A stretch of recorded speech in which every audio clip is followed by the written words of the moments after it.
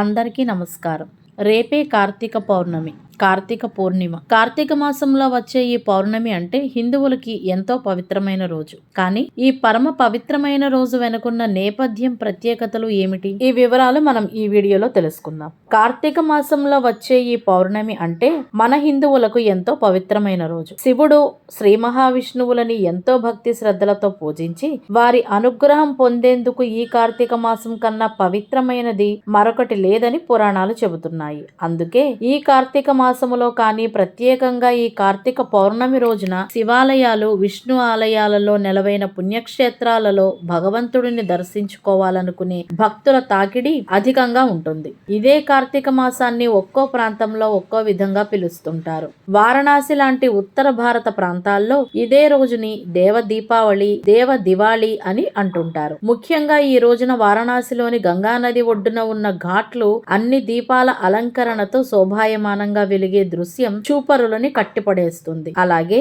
దక్షిణ భారతదేశంలో కొన్ని చోట్ల త్రిపుర పూర్ణిమ, త్రిపురారి పూర్ణిమ అని పిలుస్తుంటారు. శివుడు త్రిపురాసురుడిని అంతమొందించింది ఈ రోజే కావడంతో ఈ కార్తీక పౌర్ణమిని త్రిపుర పౌర్ణమి, త్రిపురారి పౌర్ణమి అని కూడా పిలుచుకుంటుంటారు. కార్తీక పౌర్ణమి రోజునే విష్ణువుని కూడా పూజించడానికి ఓ కారణం ఉంది. మహాప్రళయం బారి నుండి మనని రక్షించడానికి ఆ శ్రీ మహావిష్ణువు మత్స్యావతారం ఎత్తింది ఈ కార్తీక పౌర్ణమి రోజుని. అందుకే ఇవాళ విష్ణువుని కూడా ఆరాధిస్తుంటారు. ఈ కార్తీక పౌర్ణమికి ప్రభోదిని ఏకాదశికి కూడా ఓ సంబంధం ఉంది. ప్రభోదిని ఏకాదశితో ఆరంభం అయ్యే చతుర్మాసం పండగలన్నీ మళ్లీ 4 నెలల తర్వాత ఈ కార్తీక పౌర్ణమితో ముగుస్తాయి. ఈ పౌర్ణమికి త్రిపుర పూర్ణిమ అని మరొక పేరు. కార్తీక పౌర్ణమి, కార్తీక పూర్ణిమ ఎలా వచ్చింది? మహాభారతం ప్రకారం తారకాసురుడిని శివుడి తనయుడు కార్తికేయ అందమొందిస్తాడు. అయితే ఈ ఘటన తరువాత తారకాసురుడి 3 కుమారులు బ్రహ్మదేవుడిని పూజించి మెప్పించి ఎక్కడికైనా స్వేచ్ఛగా సంచరించగలిగే 3 పురాలను వరంగా పొందుతారు.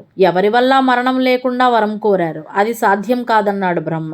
అలాగైతే రథం కాని రథం మీద, విల్లు కాని విల్లుతో, నారి కాని నారి సారించి, బాణం కాని బాణం సంధించి 3 నగరాలు ఒకే సరళ రేఖలోకి వచ్చాక ఒకే బాణముతో 3 ఏకకాలంలో కొడితేనే మరణం సంభవించేలా వరం కోరారు. ఇవ్వక తప్పలేదు బ్రహ్మకు. ఆ వరబలంతో పట్టణాలతో సహా సంచారం చేస్తూ లోకాలన్నింటా కల్లోలం సృష్టిస్తున్నారు. వివిధ లోకవాసులు బ్రహ్మకు మొరపెట్టుకున్నారు. వరం ఇచ్చింది తానే కాబట్టి ఏమీ చేయలేనన్నాడు. విష్ణువు దగ్గరకెళ్లమని ఉపాయం చెప్పాడు. విష్ణువు కూడా తనకు ఆ శక్తి లేదని వారిని వెంట పెట్టుకుని శివుడి దగ్గరకు వెళ్ళాడు. దేవతలందరూ సహకరిస్తే తానీ పని చేయగలనన్నాడు శివుడు. ఆ మాటతో భూమి రథం కాని రథంగా మారింది. మేరు పర్వతం విల్లు కాని విల్లుగా మారింది.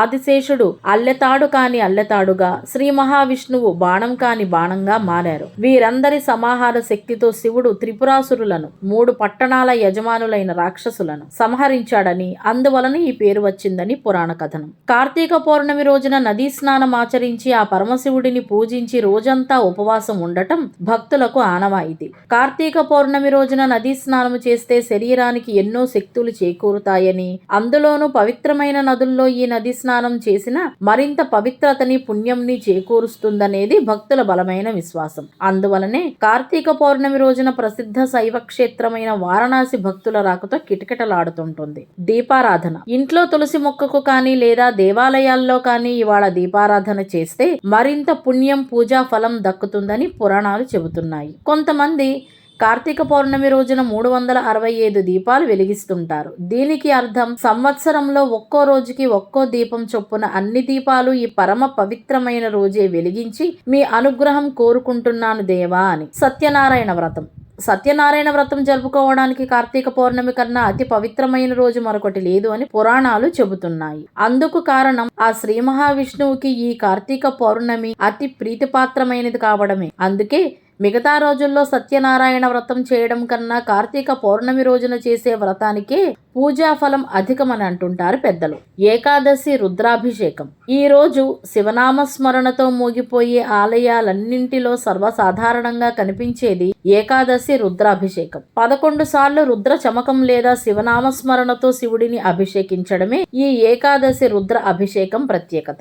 శివుడు, విష్ణువులని పూజించే పరమ పవిత్రమైన రోజుగా హిందువులకి ఈ కార్తీక పౌర్ణమి అతి ముఖ్యమైనది కాగా, మరోవైపు సిక్కులు, జైన మతస్థులు కూడా ఈ కార్తీక పౌర్ణమిని ఘనంగా జరుపుకుంటుంటారు. సిక్కులు దైవంగా భావించే శ్రీ గురునానక్ పుట్టింది కార్తీక పౌర్ణమి రోజే కావడంతో సిక్కులు ఈ రోజుని పవిత్రమైనదిగా భావిస్తారు. జైన్లు కూడా ఈ కార్తీక పౌర్ణమిని అత్యంత భక్తి శ్రద్ధలతో జరుపుకోవడం విశేషం. సర్వం శివార్పణం.